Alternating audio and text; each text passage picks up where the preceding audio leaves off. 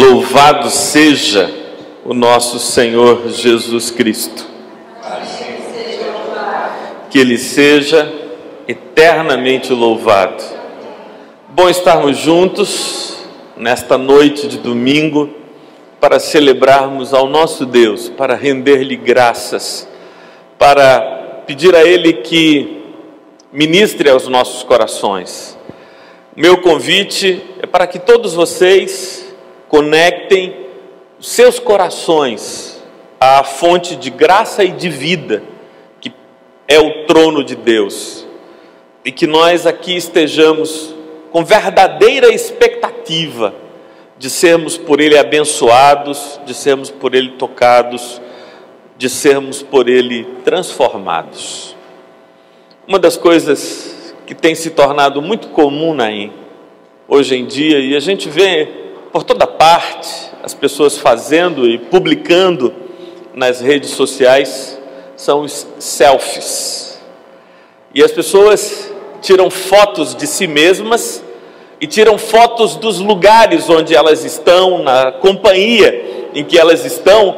Seria mais ou menos assim: eu pegaria meu telefone ou uma câmera e a gente faria um sorriso para a câmera e a gente tira uma foto da gente. E é legal isso, mostra o nosso momento, mostra o nosso instante, a gente captura aquele instante, captura aquele momento. Mas me chama muito a atenção, Patrícia, a palavra selfie. Essa é uma palavra que chegou até nós através da língua inglesa.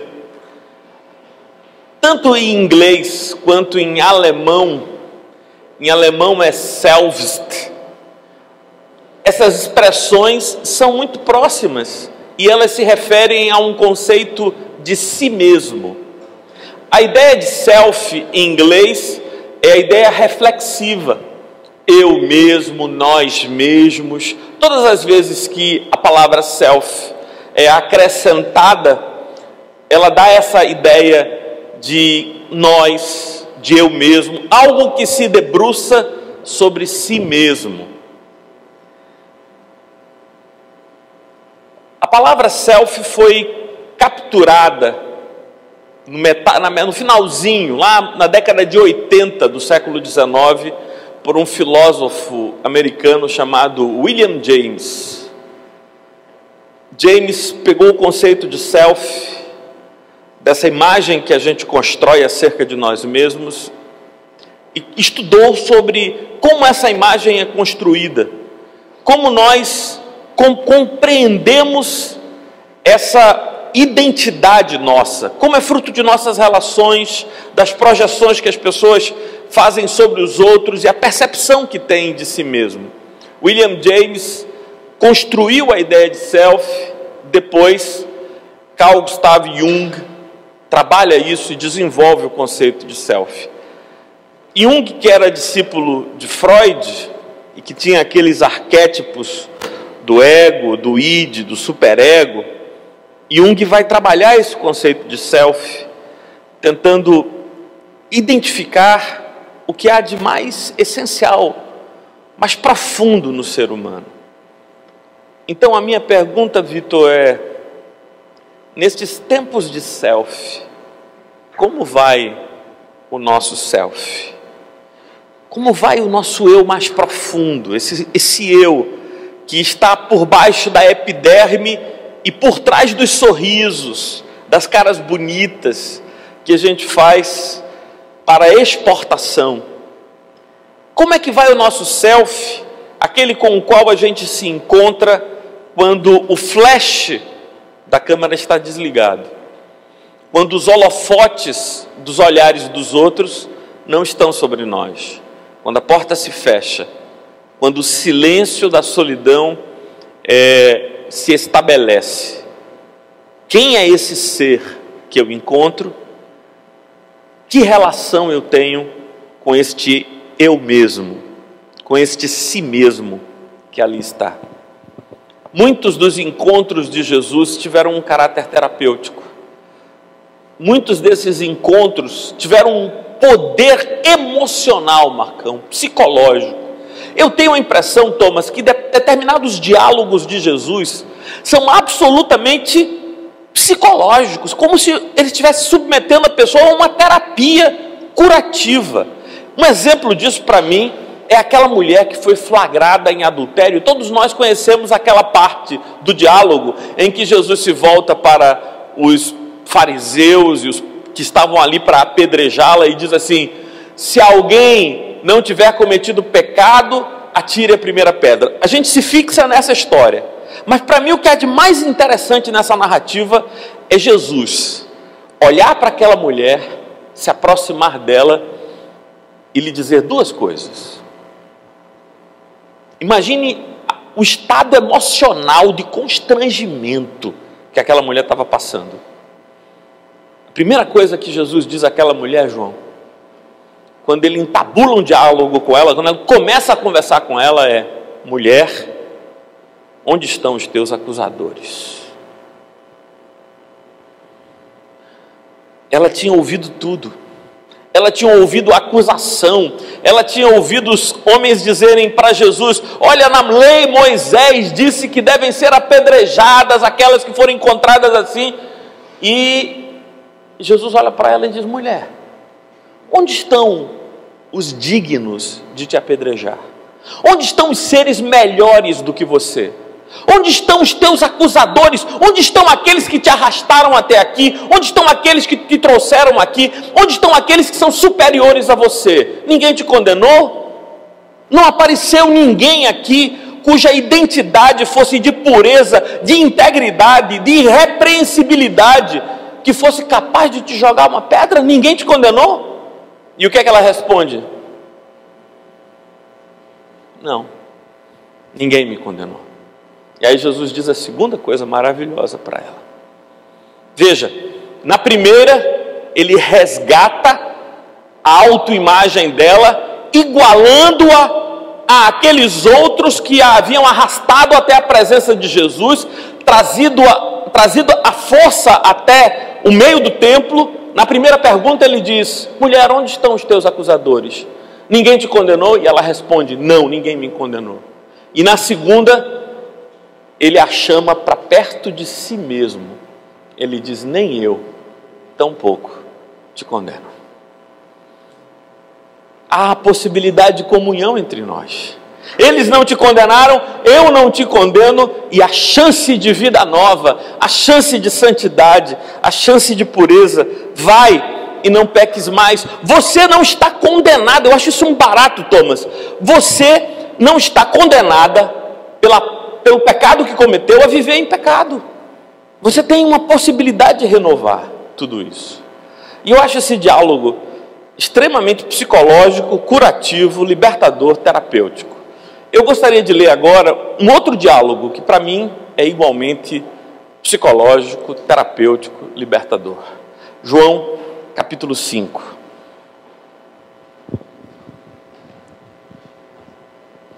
Evangelho de João, capítulo 5.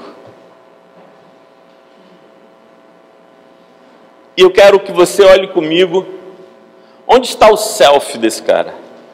Onde está a identidade desse cara? Para que profundezas havia descido a imagem dele mesmo, a imagem que ele tinha de sua própria história e de sua própria vida. Evangelho de João, capítulo 5. Página 1070, 1070. Vocês estão comigo lá?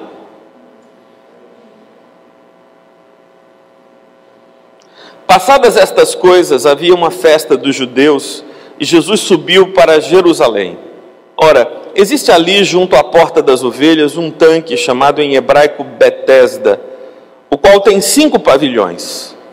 Nestes jazia uma multidão de enfermos, cegos, coxos, paralíticos, esperando que se movesse a água, porquanto um anjo descia em certo tempo, agitando-a, e o primeiro que entrava no tanque, uma vez agitada a água, sarava de qualquer doença que tivesse. Estava ali um homem enfermo, havia 38 anos. Jesus, vendo-o deitado, e sabendo que estava assim há muito tempo, perguntou: queres ser curado? Respondeu-lhe o enfermo: Senhor, não tenho ninguém que me ponha no tanque quando a água é agitada, pois enquanto eu vou, desce outro antes de mim. Então lhe disse Jesus: levanta-te, toma o teu leito e anda. Imediatamente o homem se viu curado, e tomando o leito, pôs-se a andar. E aquele dia era sábado. Amém.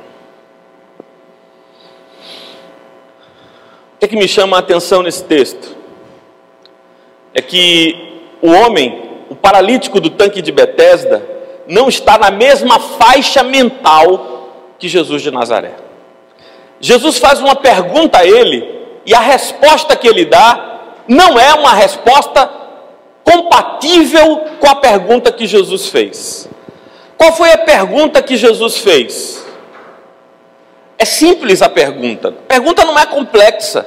A pergunta é até de uma obviedade chata, esquisita, porque havia uma multidão de pessoas ao redor. E eu imagino aqui, Tiane, que eles estavam ao redor do tanque de Betesda, mas não era um ao redor disperso, não. Era ao redor, todo mundo juntinho. Por quê? Porque o que se dizia, o que a tradição dizia, o que a lenda dizia, o que a história dizia, é que de vez em quando um anjo tocava na água, como uma pedra jogada no meio de um lago. E as pessoas viam que a água se agitava. E o primeiro, não era quem descesse, o primeiro que descesse as águas era curado de qualquer enfermidade que tivesse. Logo, a posição, Vitinho, era importante. Silvinho, a posição, Silvinho, olha, Vitinho, já pulei uma geração. A posição, Silvinho, era importante. Por que era importante? Porque quem era curado? O primeiro, então todo mundo se espremia querendo pegar uma beirada do poço do tanque para ter uma posição estratégica. Aí Jesus faz uma pergunta. Qual é a pergunta? Tu queres ser curado? A pergunta diz respeito a quereres, as vontades. E qual é a resposta que cabe a esta pergunta? Tu queres ser curado? Sim ou não? Eu quero ser curado. Ou não, eu estou aqui porque eu gosto do cheiro. Não, eu estou aqui de passagem. Não quero. Eu estou aqui, mas não quero. A pergunta era meio chata, porque é claro que ele queria ser curado, palha. Ele estava ali 38 anos paralítico. Estava ali esperando uma oportunidade, quero ser curado. Mas Jesus pergunta, tu queres ser curado? Sabe qual é a resposta que ele dá? Não posso. Porque eu não tenho ninguém que me ajude a entrar na água quando a água é agitada. E quando eu me movo, entra outro antes de mim e eu nunca chego lá. Veja, a resposta daquele homem não é a resposta à pergunta, tu queres ser curado. A resposta que ele dá é a pergunta, tu podes ser curado? E ele responde, não. E por que acontece isso? Porque ele já havia desligado a chave dos quereres. Eita, que coisa triste, Renato. Ele tinha desligado a chave dos quereres. Querer, eu já não tenho o direito de querer. Eu não quero mais nada. Não é uma questão de querer. Esse canal dos quereres, dos sonhos, dos desejos, das vontades que, independentemente das circunstâncias, estão presentes em nós, esse cara já havia desligado. Ele não apenas havia desligado a chave dos quereres, mas ele havia desligado a chave das possibilidades. Jesus perguntou, tu queres? E ele diz, nada sobre tu queres. E ele diz, quanto ao tu podes? Ele diz, eu não posso. Não posso ser curado porque não tenho como entrar antes dos demais. Porque todas as vezes que a água é agitada, eu me esforço, eu intento, mas não consigo. Alguém entra antes de mim. Ele tinha perdido a esperança.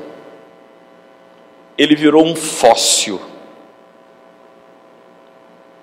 que lembra um animal, mas que está tão morto que nem forças para ir embora tem mais. Sabe quando a gente espera sem esperança? A gente está esperando, só não tem esperança. E se você não tem esperança, por que está esperando? É porque nem forças para ir embora eu tenho mais. Se aquele cara responde assim, Rubens, eu estou aqui, é o tanque de Betesda, o primeiro que entrar na água vai ser curado, mas eu não consigo, porque eu não tenho ninguém por mim. Se você não tem ninguém por você, e você não consegue, me responda, o que você está fazendo aqui ainda, esses anos todos?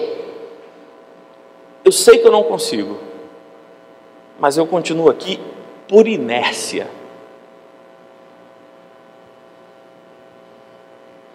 Eu acho que tem um monte de gente que parou de acreditar que pode ser diferente.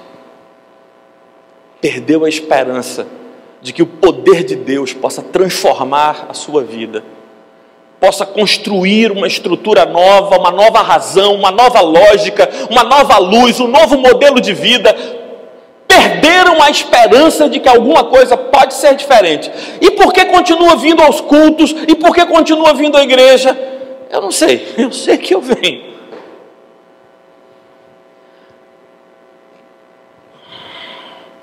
Perderam a esperança, mas não deixaram de esperar. Continuam esperando, mesmo sem esperança. Eu acho que esse cara cometeu 2 equívocos. E eu acho que a gente pode estar cometendo os mesmos equívocos que ele.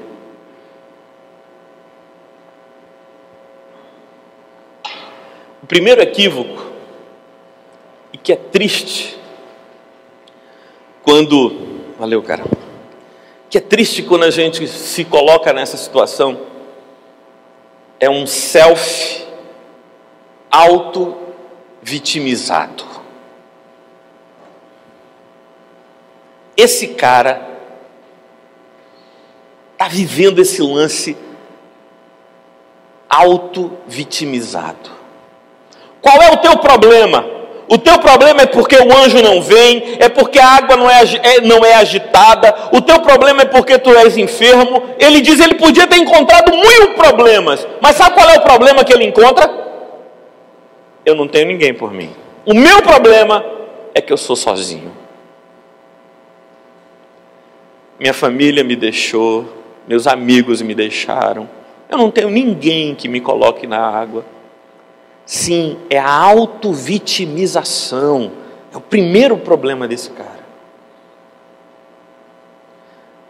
Eu acredito, e aqui eu preciso confessar, João, que há uma suspeita minha, uma ilação minha, uma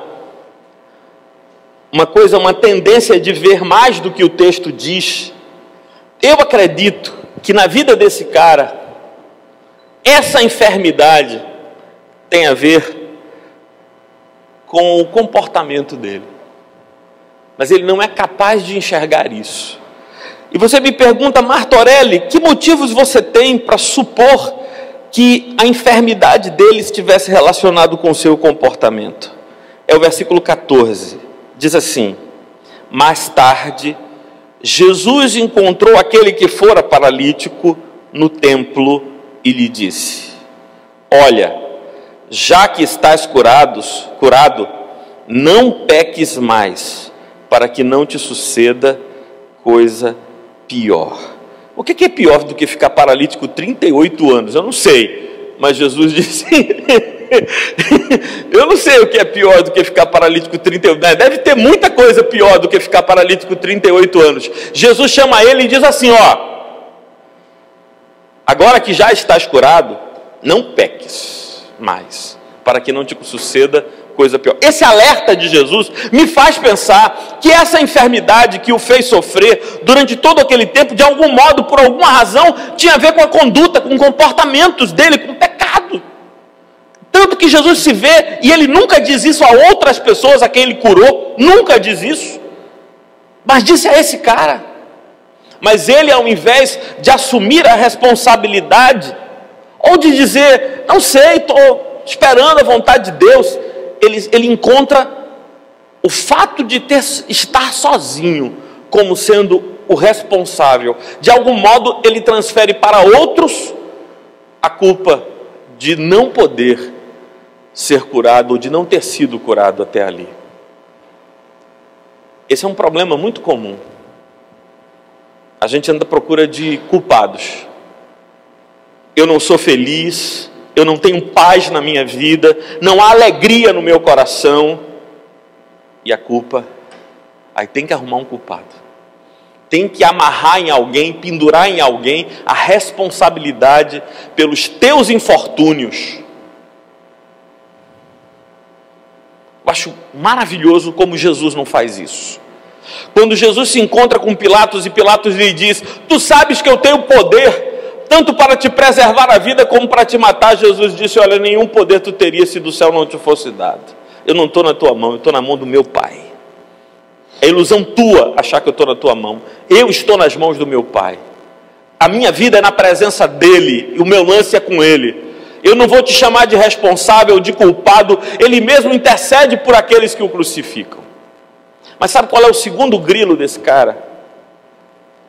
O segundo grilo, primeiro é essa transferência de culpa, de colocar nos outros a responsabilidade pelo seu infortúnio, pelas dificuldades. O segundo problema é que ele acredita que as experiências do passado definem a realidade futura. Jesus pergunta a ele, tu queres ser curado? Aí ele lembra. E aqui eu fiquei pensando nisso, Tiago.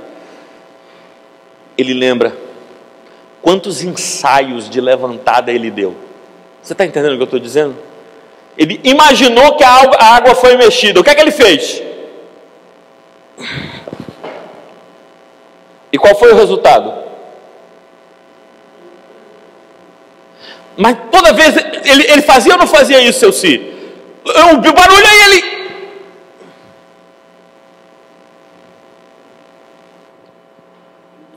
Ele era paralítico. Mas ele, muitas vezes, até que ele perdeu a força. Até que ele começou a passar por aquela situação em que a água se mexia e ele... Mas sabe o que é que tem de maravilhoso nesse texto? É que Jesus podia fazer assim, Pedro, chega lá no paralítico e diz assim, pelo poder que eu tenho, eu te curo e agora tu poderás andar. Fala assim com voz grossa que funciona melhor. Eu te ordeno a cura, vai embora a paralisia. Poderia ou não poderia? Mas como é que Jesus cura esse cara? Ele diz, talvez, a palavra que ele não podia dizer. Pregou uma peça no cara. Sabe qual é a palavra que ele não poderia dizer? E disse, levanta-te. Por que ele não podia dizer levanta-te? Porque levantar-se foi o que ele tinha tentado a vida toda. Jesus poderia, coloquem-o de pé. Poderia, tinha 12 caras, para onde ele ia, ele levava 12 amigos dele. Ele podia ter mandado os discípulos pôr o cara de pé, poderia ou não? Mas o que é que ele diz ao cara? Você tentou 1.800 vezes? Mais uma.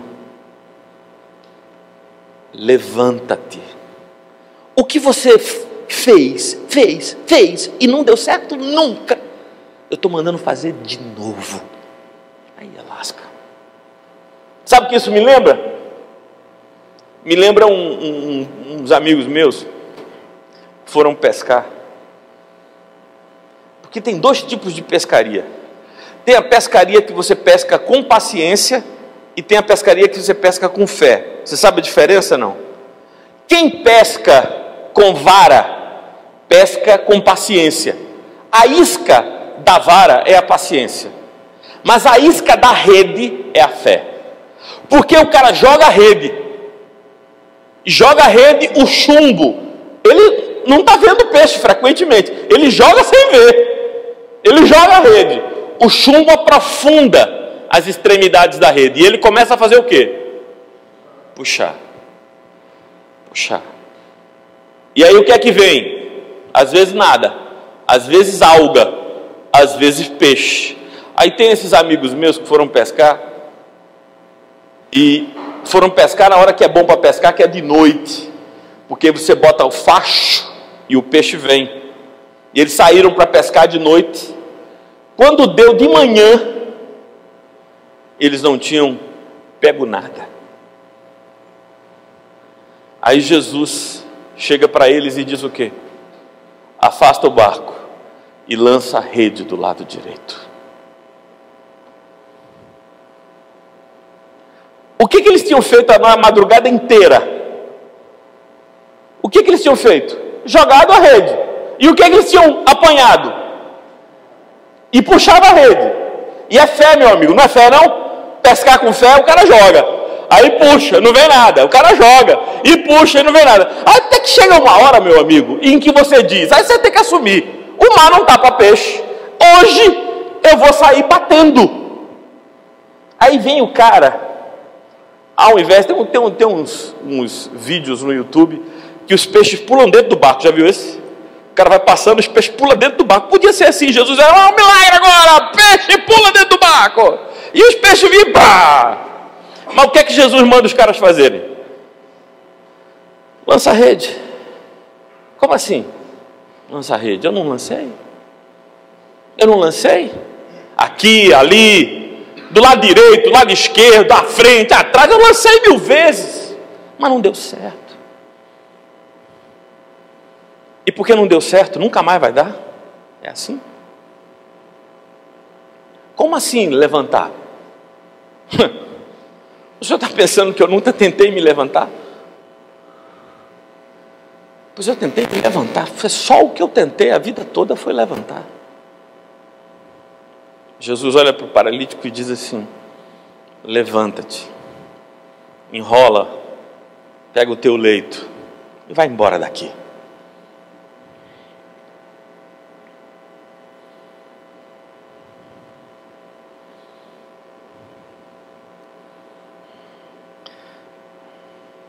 Eu queria entrar na cabeça do cara agora e saber o que passou na cabeça dele nesses milimésimos de segundo ali entre a ordem e a obediência.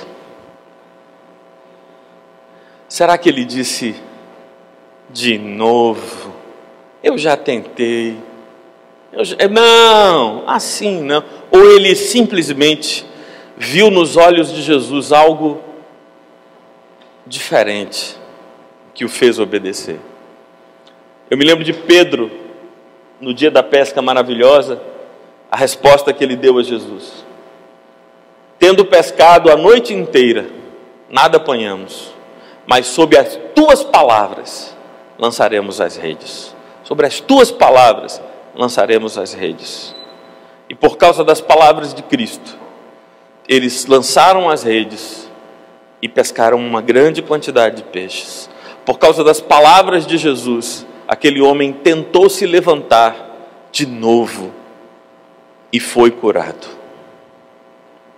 Ele havia cometido esses 2 equívocos. Ele havia procurado alguém para assumir a responsabilidade do seu infortúnio. E ele havia acreditado que as experiências do passado eram suficientes para informar a ele acerca de como seria a sua vida dali para frente. O que Jesus nos revela é que Ele tem poder para mudar as coisas. E aí eu queria concluir dizendo 2 coisas para vocês, com aplicações bem próximas a mim e a você. Um dos movimentos mais importantes espirituais é o movimento da confissão. mea culpa, mea máxima culpa. É parar de ficar arrumando alguém para ser responsável pela tua dor, pela tua tristeza, pelo teu sofrimento, e dizer: olha, Senhor, eu sou pecador e me coloco diante de Ti, eu quero assumir minha onda contigo, tem compaixão de mim, me perdoa, Senhor. Eu acho que esse cara precisava fazer isso, ele precisava ter vivido isso na presença do Senhor. E o segundo movimento que eu acho que precisa acontecer com todos nós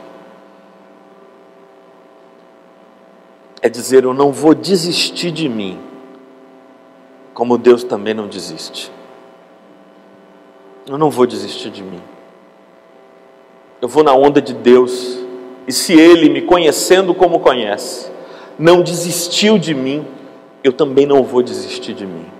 Não vou desistir de ser feliz, não vou desistir de ser diferente, não vou desistir de andar diferente, de ter um modo novo de vida. Eu não vou desistir. Eu já me levantei e caí 1000 vezes, 1000 vezes, 1000 vezes. Eu já acreditei e me frustrei muitas vezes. Mas eis que Jesus veio hoje à noite, dia 1º de fevereiro de 2015, e diz para você: levanta-te.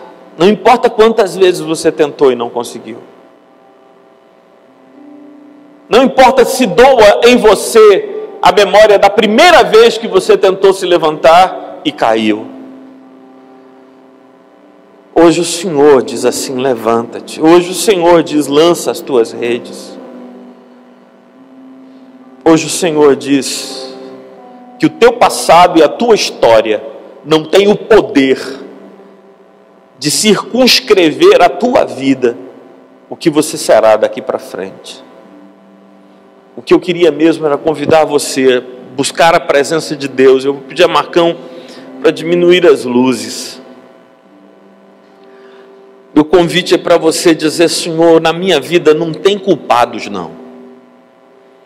Nem é culpa dos meus pais, nem é culpa da minha mulher, nem é culpa dos meus filhos, nem é culpa do meu marido, não é culpa desses homens que nunca me valorizaram, não é culpa dessas mulheres que nunca perceberam a minha importância, não é culpa do meu empregador, nem das empresas, a culpa não é do Brasil, nem da presidenta Dilma. Meu convite é você dizer agora: Senhor, meu lance é contigo. E eu sei quem eu sou. Porque é fácil demais encontrar culpados, porque eles abundam por toda parte. É fácil pendurar neles a alcunha, a pecha de culpados. Mas hoje eu queria convidar você a dizer: Senhor, restaura a minha imagem. Restaura, Senhor, e me faz ver em mim um homem perdoado, uma mulher perdoada, um ser em harmonia contigo.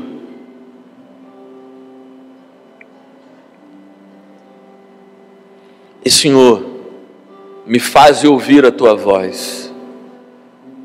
Eu vou me levantar, eu vou tentar novamente, eu vou de novo, eu não vou desistir de esperar, de crer, de ter esperança.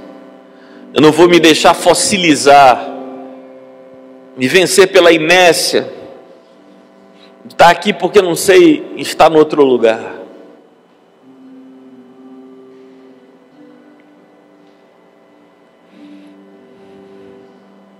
Você quer orar comigo?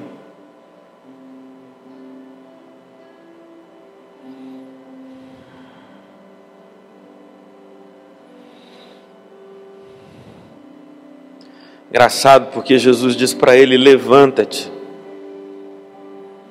Levanta-te e ajuda a limpar esse lugar. Pega esse leito imundo que tu estavas deitado nele e tira isso daqui.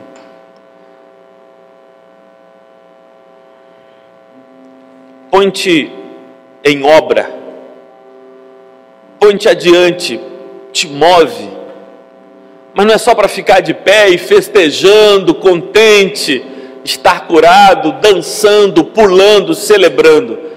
Jesus dá duas ordens a ele. A primeira é levanta-te. A segunda é limpa esse lugar. Tira esse teu leito daqui. Tira essa tua cama daqui. Põe nos teus ombros, tira ela daqui. Vai-te embora para a tua casa.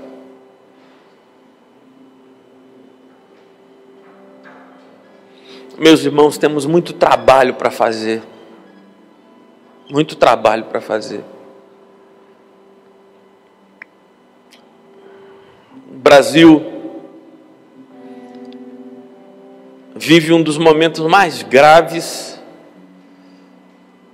que eu tenho a memória da história do Brasil, da história do nosso país. Muita gente desesperada, muita gente abatida, deprimida, olhando para os quatro lados sem ver nada no que possam se confiar ou em que se alegrar. Só a tristeza, frustração, fraude, mentira. Não há ninguém que diga a elas: olha para cima dos montes, pois de lá te virá o socorro. Eu queria convidar você a se consagrar ao Senhor. Dizer ao Senhor: Senhor, se tu colocasses em movimento um homem que há 38 anos era paralítico, tu podes me colocar em movimento também. Eu sei que em outros momentos da minha vida eu tentei te servir e trabalhar e me render e ser diferente, e cair. Mas hoje, Senhor, eu quero me entregar a Ti, eu quero me consagrar a Ti. E quero me envolver na Tua obra. Porque eu olho ao redor de mim e há tantos e tantos presos a superstições, esperando as águas se mexerem, quando Tu passeias no nosso meio e Tu és todo poderoso para nos curar.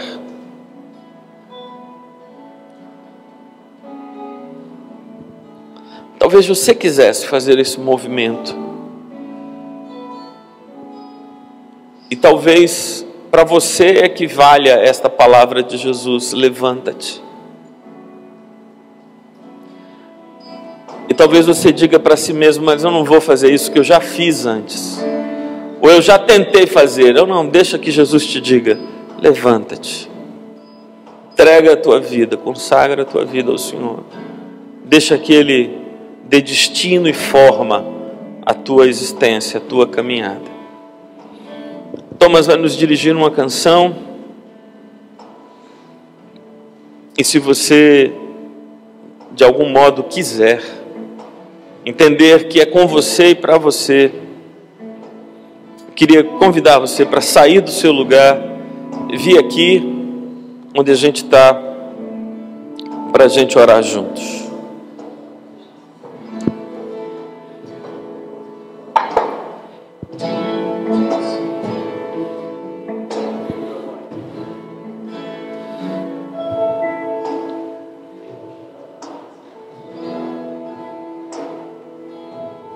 Chega para cá, por favor. A gente vai clamar ao Senhor. Não importa quantas vezes você já tentou construir uma história nova na tua vida.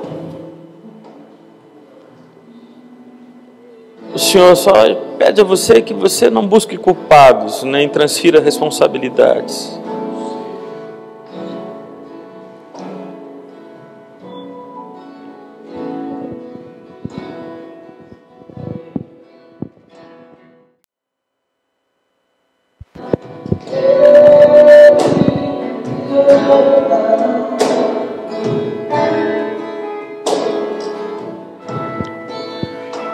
Hoje, Karina me lembrou um filme que nós assistimos juntos há alguns meses atrás. Contava a história de uma babá, de uma mulher que foi contratada para cuidar dos filhos de um homem muito ocupado. E quando ela aparece no filme pela primeira vez, é impressionante o como ela é feia. Uma verruga no rosto, mancando, meio corcunda. Ela tem uma aparência muito ruim. Essa era a forma como as crianças viam essa mulher. À medida que o tempo passa no filme, à medida que as cenas e as circunstâncias vão mudando, ela vai ficando cada vez mais bonita, mais bonita, mais bonita, mais bonita. No final do filme, ela é linda, o seu rosto é maravilhoso. Porque o verdadeiro self dela se havia manifestado. Vocês acham que o selfie de vocês foi capturado naquela foto, a melhor que vocês lembram? O verdadeiro selfie de vocês vai se manifestar quando vocês sentirem no coração a alegria de serem instrumentos de Deus para a transformação do mundo e tiverem o prazer de perceber que sua mão, sua voz e sua vida fez bem a alguém nesse mundo e ajudou a mudar a história que poderia ser uma tragédia em algo lindo e maravilhoso, que glorifica a Deus e que bendiz o seu nome. Ó Deus eterno, nós que estamos aqui, Senhor, à frente agora, estamos aqui, Senhor, porque aceitamos e ouvimos a Tua voz. Levanta-te. E nós nos levantamos. Mas Tu sabes, Senhor, que a nossa dificuldade nunca foi se levantar das cadeiras. A nossa dificuldade é acreditar de novo na Tua vontade para a nossa vida. A nossa dificuldade, como do nosso irmão de João 5, é querer de novo os Teus quereres. Querer de novo, crendo que podemos ser diferentes, ter uma vida diferente, ter uma vida iluminada, ter uma vida feliz, ter uma vida que Tu chamas de vida eterna. E é isso que desejamos de fato, Senhor. É isso que Te pedimos, que nos ajudes, que no Teu poder nos levantemos, não na nossa força, Senhor, mas na autoridade da voz do Teu Filho. Nesta voz é que queremos nos levantar, e nos levantamos agora para caminhar contigo, para seguir contigo, para sermos contigo diferentes, Senhor. Tem compaixão de nós, Pai. Nós nos entregamos à Tua mão.